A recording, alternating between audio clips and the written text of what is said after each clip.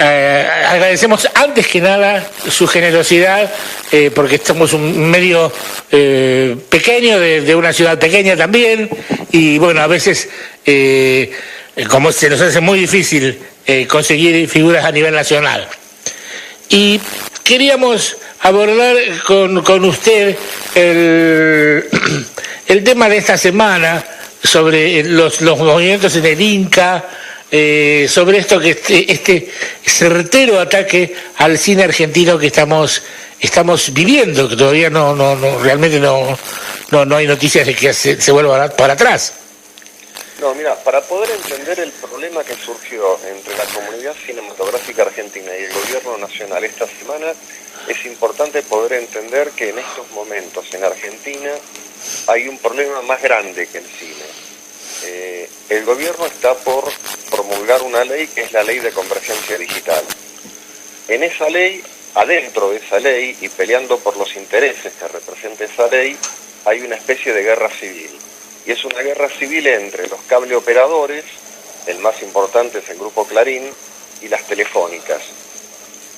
Y la pelea central es por ver quién va a manejar en la Argentina un negocio que se llama triple o cuádruple play. Exacto. Que es poder por un mismo cable, por un mismo canal, pasar telefonía fija, telefonía celular, contenidos audiovisuales y data.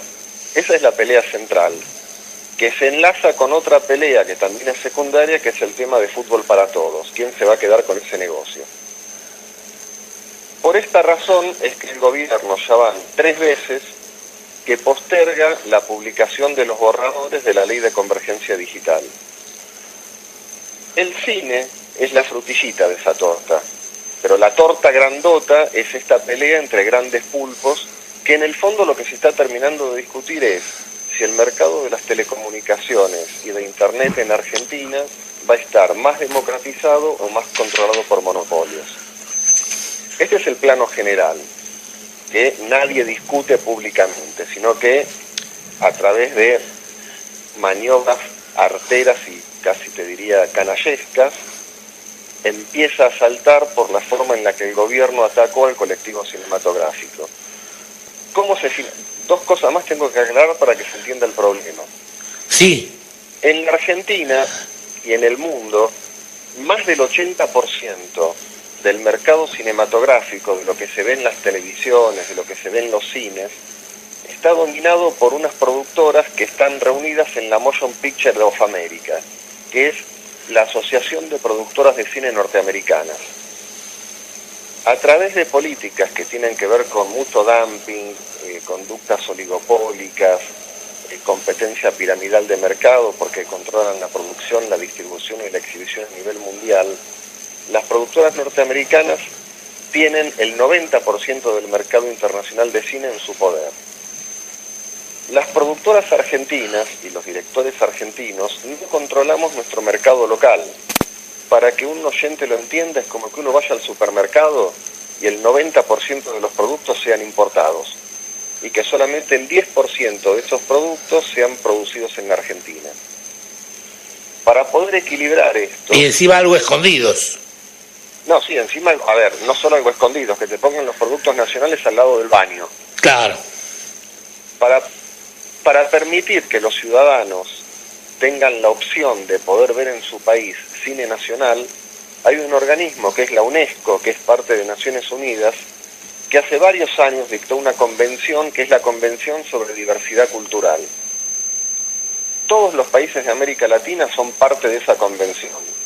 Y lo que la convención establece es que en cada uno de los países tienen que existir normas de regulación de mercado para que pueda existir y pueda verse cine nacional, y políticas activas de fomento a través de subsidios, créditos y premios para la producción cinematográfica.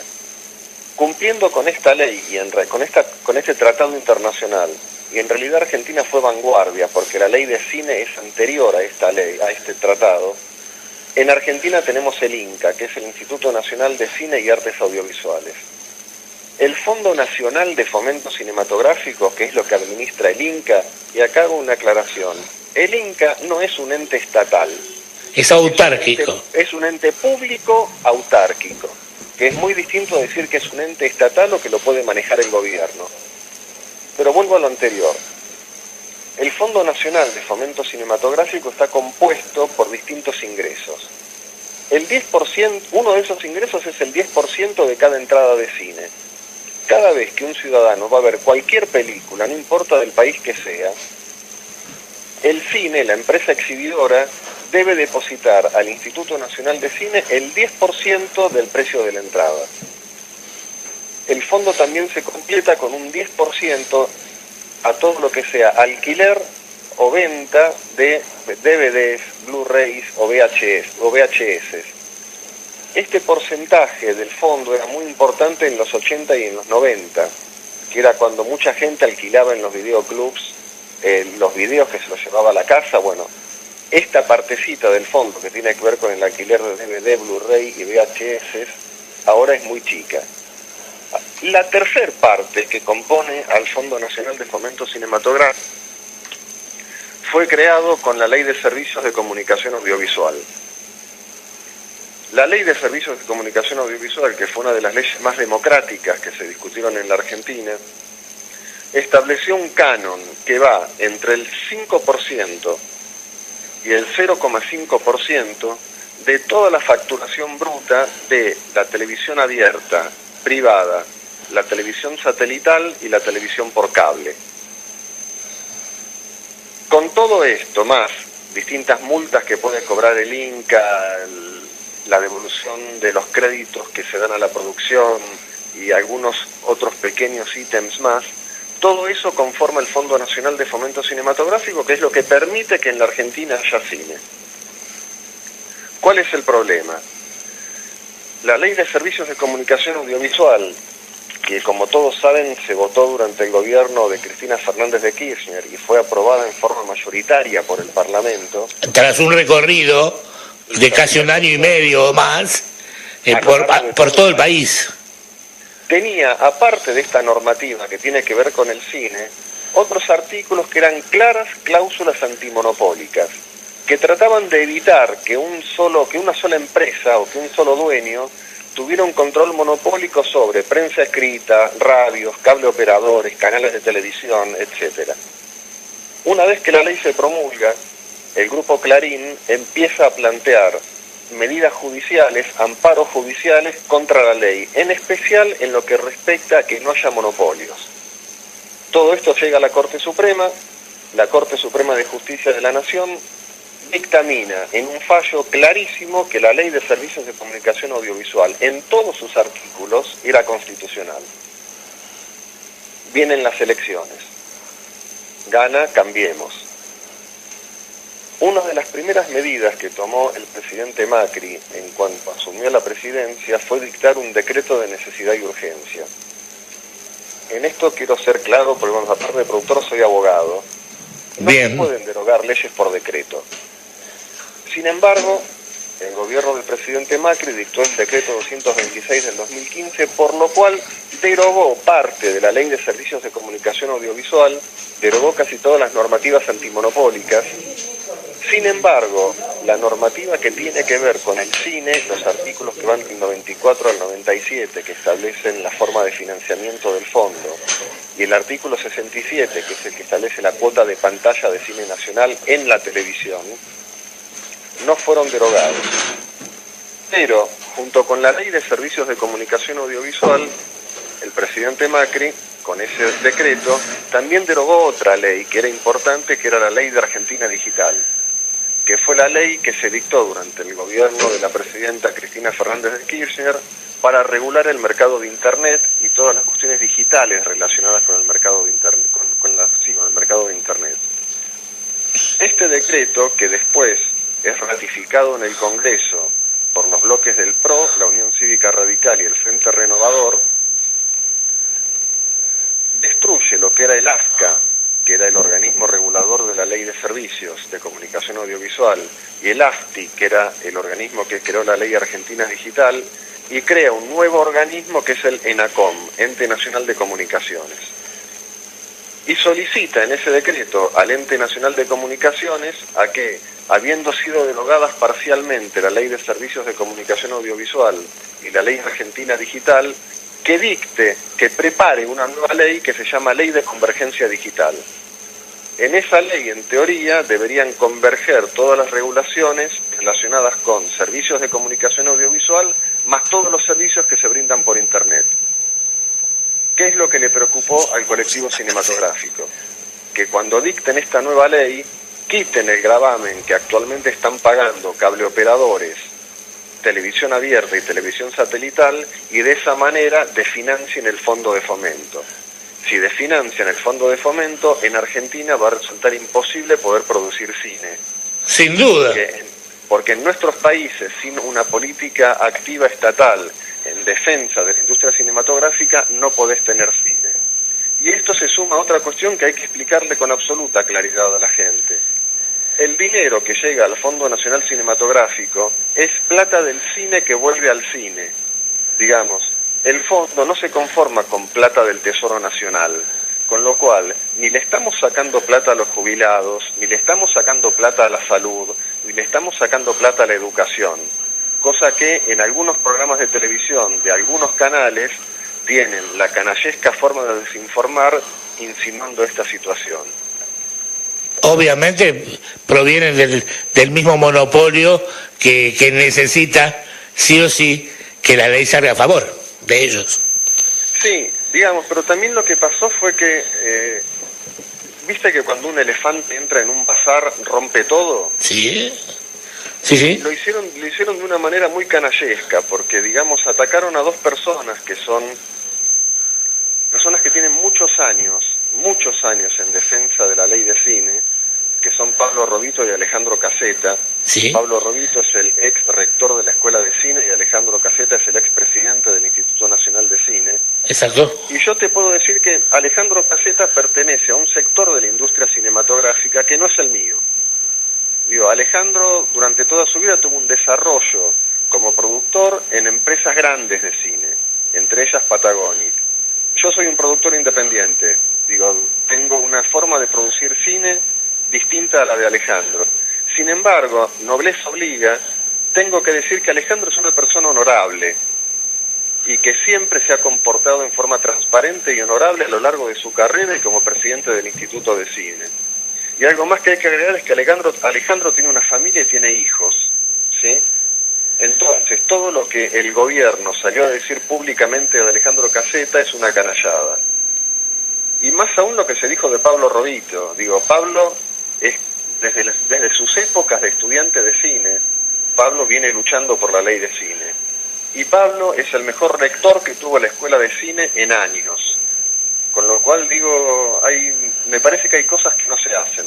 Y el honor y el buen nombre de las personas no pueden mancillarse con la facilidad con la que se intentó hacerlo en un programa de América TV a la noche, que un hermoso realizador santafesino que es Gustavo Postiglione lo definió como animales muertos.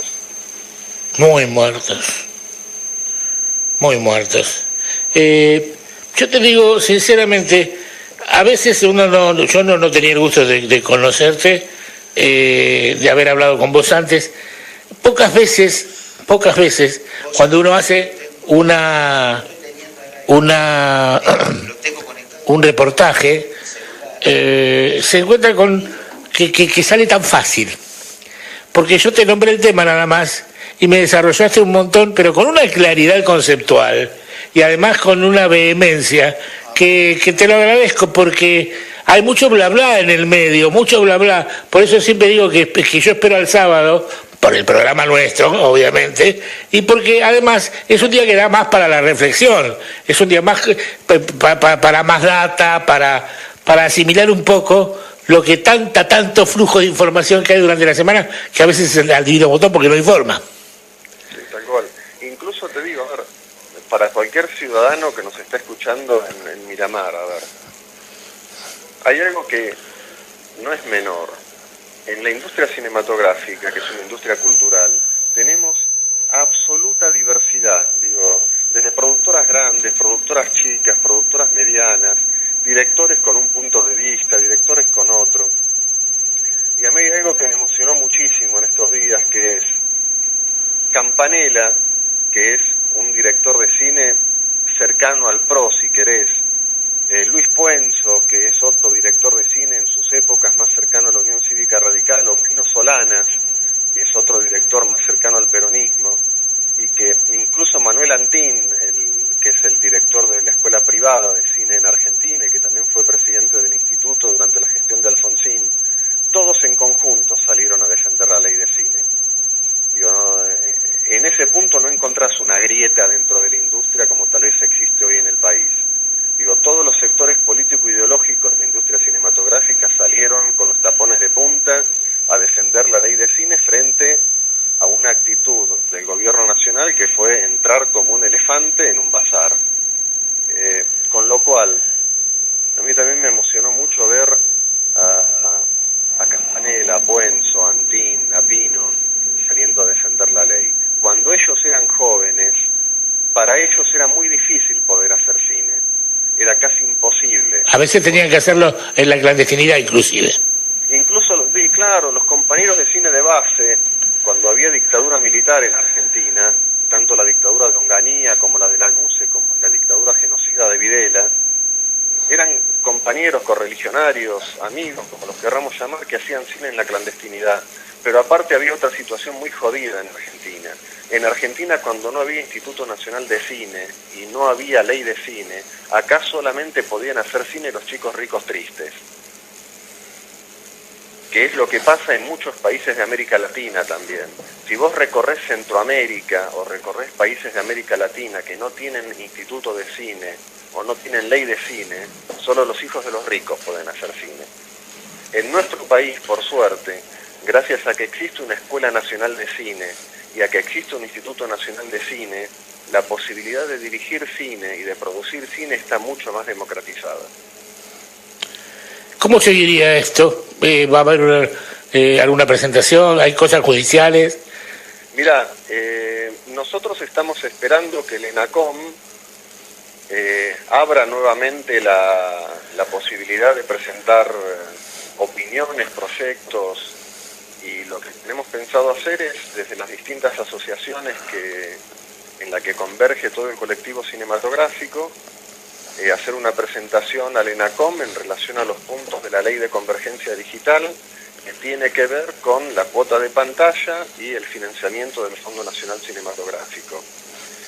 Silvana Giudice, que es una de las directoras del ENACOM y que es la encargada de la comisión que tiene que redactar esta ley, el otro día públicamente en un programa de Todo Noticias dijo que no estaba en los borradores del proyecto de ley de financiar el cine. Lo que yo le pido públicamente a la exdiputada y actual exdiputada por la UCR y actual directora del ENACOM es que nos muestren los borradores, que hagan públicos los borradores del proyecto de ley de convergencia digital para que el colectivo cinematográfico, como ellos dicen, deje de actuar en forma paranoica. No queremos ser paranoicos, es más, nos gustaría gastar menos plata en psicoanálisis. Entonces, que nos ayuden con eso y que hagan públicos los borradores de la nueva ley de convergencia digital, en donde, vuelvo a repetir, la frutillita de la torta es el tema del cine, pero que también muestren la torta grandota, que es cómo este gobierno va a laudar en relación al peleón que hay por la convergencia digital entre Telefónicas y el Grupo Clarín. Bien. Hugo, te agradecemos mucho tu tiempo, has sido muy generoso también con la calidad de data que nos has proporcionado. Vamos a colgar esta entrevista el lunes a primera hora de la mañana, va a estar colgada de laberinto.web.com, que es nuestro portal, porque creemos que es necesario guardarla, que es necesario poder escucharla en otros horarios, a veces uno no puede, porque está trabajando, por cualquier otra cosa, porque es muy esclarecedora respecto del tema, con una síntesis, con un poder de síntesis realmente importante. No, te agradezco y también les agradezco a ustedes, digo, porque Una de las hermosas cosas que tenía la Ley de Servicios de Comunicación Audiovisual es que hubiera muchas voces en el país y que estas muchas voces también fueran federales, ¿no? Digo, que los ciudadanos que viven en Miramar no tengan que escuchar radios porteñas para enterarse de lo que pasa en el país, sino que sean radios de la propia Miramar o de la zona de influencia de Miramar quienes informen a los propios ciudadanos de Miramar sobre lo que ocurre en Miramar y lo que ocurre en el país. Exacto. Esta también es una lucha por federalizar los temas que tienen que ver con radio y televisión e internet. Y desde ya, cuando estés produciendo algo y tengas interés de contárnoslo, quedamos en contacto, ¿sí? Por favor, muchas gracias por su llamado. No, gracias a vos. En serio, muy generoso. Muchas gracias. Un abrazo. Así pasó Hugo Castrofau. Llegó Laberinto Web, un espacio de cultura. Toda la actividad cultural de General Alvarado. Reportajes, notas especiales, como solo lo puede brindar laberinto.web.com